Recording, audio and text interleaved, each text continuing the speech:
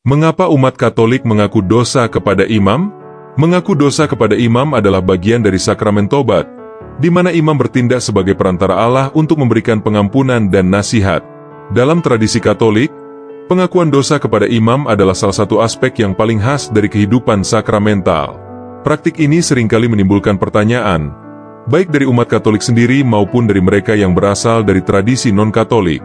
Untuk memahami mengapa umat Katolik mengaku dosa kepada imam, kita harus menelusuri akar teologis, biblis, dan historis dari sakramen tobat atau rekonsiliasi. 1. Dasar teologis.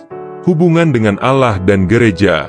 Pengakuan dosa adalah bagian dari sakramen tobat, yang dianggap sebagai salah satu dari 7 sakramen dalam gereja Katolik. Sakramen ini dimaksudkan untuk memulihkan hubungan umat dengan Allah dan dengan gereja. Ketika seseorang berdosa, ia tidak hanya melukai hubungannya dengan Allah tetapi juga dengan seluruh komunitas gereja, karena dosa bersifat merusak baik secara pribadi maupun sosial. Menurut ajaran Katolik, imam adalah perwakilan Kristus dan gereja.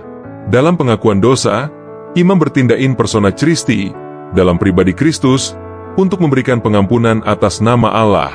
Ini didasarkan pada kepercayaan bahwa Kristus memberikan kuasa kepada gerejanya untuk mengampuni dosa, sebagaimana akan dijelaskan lebih lanjut dalam bagian biblis. 2. Dasar biblis. Kuasa untuk mengampuni dosa. Dasar utama dari praktik pengakuan dosa kepada imam ditemukan dalam kitab suci.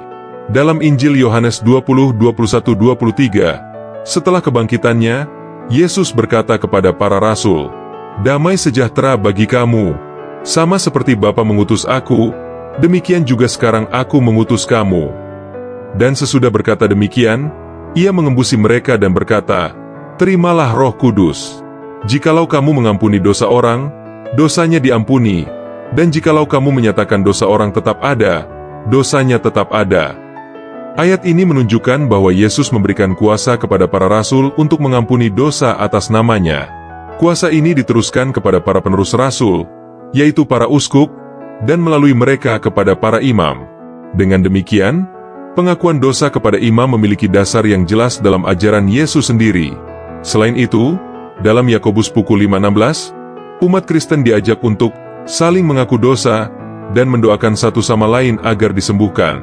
Ayat ini menekankan pentingnya pengakuan dosa secara terbuka, bukan hanya secara pribadi kepada Allah, tetapi juga dalam konteks komunitas iman. 3. Dimensi psikologis dan spiritual. Menyuarakan dosa. Pengakuan dosa kepada imam memberikan kesempatan bagi umat untuk secara verbal menyuarakan dosa-dosa mereka. Tindakan ini memiliki dimensi psikologis yang penting karena memungkinkan seseorang untuk menghadapi kesalahan mereka secara langsung.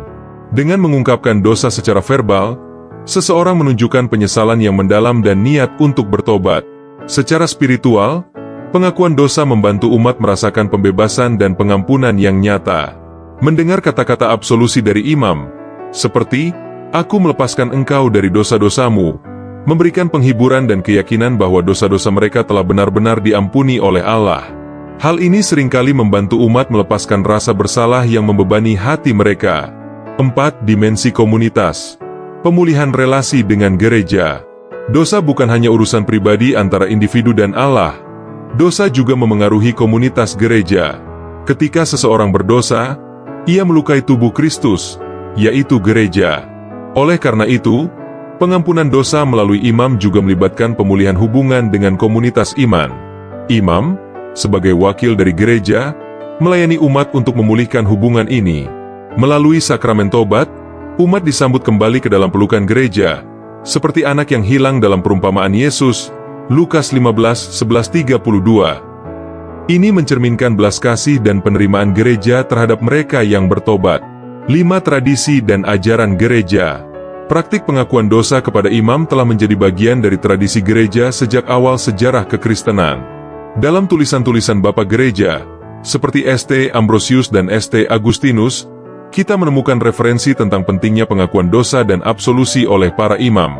Pada Konsili Trente, 1545-1563, gereja menegaskan kembali ajaran tentang sakramen tobat dalam menanggapi tantangan dari reformasi Protestan. Konsili ini mengajarkan bahwa pengakuan dosa secara pribadi kepada imam adalah praktik yang ditetapkan oleh Kristus dan penting untuk keselamatan jiwa.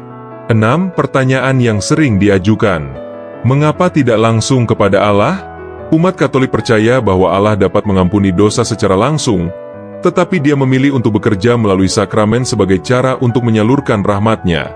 Dengan menggunakan perantara manusiawi, seperti imam, Allah menunjukkan bahwa pengampunannya tidak hanya bersifat spiritual tetapi juga nyata dan konkret. Apakah imam juga berdosa? Imam, sebagai manusia, juga memiliki kelemahan dan dosa. Namun, dalam sakramen tobat, mereka bertindak dalam pribadi Kristus, bukan atas dasar kesucian pribadi mereka. Kuasa untuk mengampuni dosa tidak berasal dari imam itu sendiri, melainkan dari Allah melalui gereja. Apakah pengakuan dosa kepada imam wajib? Pengakuan dosa kepada imam diwajibkan terutama untuk dosa-dosa berat, mortal sins. Dosa-dosa ringan, venial sins, dapat dihapuskan melalui doa, perbuatan kasih, dan penerimaan ekaristi. Namun, gereja menganjurkan umat untuk secara teratur mengaku dosa, bahkan jika hanya dosa ringan, sebagai sarana untuk pertumbuhan spiritual. 7. Manfaat sakramen tobat. Pengakuan dosa membawa banyak manfaat, baik secara spiritual maupun praktis. Pembebasan dari dosa. Pengakuan dosa memberikan pengampunan penuh dari dosa, yang membantu memulihkan hubungan dengan Allah. Ketenangan batin. Dengan mengakui dosa, umat merasa lebih damai karena beban rasa bersalah diangkat. Pertumbuhan rohani. Sakramen ini mendorong refleksi pribadi dan membantu umat mengenali area dalam hidup mereka yang membutuhkan perbaikan.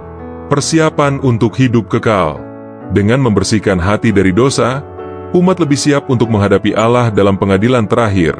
Kesimpulan, pengakuan dosa kepada imam adalah bagian integral dari iman Katolik yang berakar pada kitab suci, tradisi gereja, dan kebutuhan manusia untuk mengalami pengampunan yang nyata.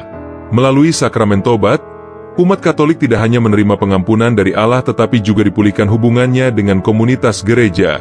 Praktik ini adalah pengingat yang kuat akan belas kasih Allah dan undangannya untuk bertobat dan kembali kepadanya dengan hati yang tulus.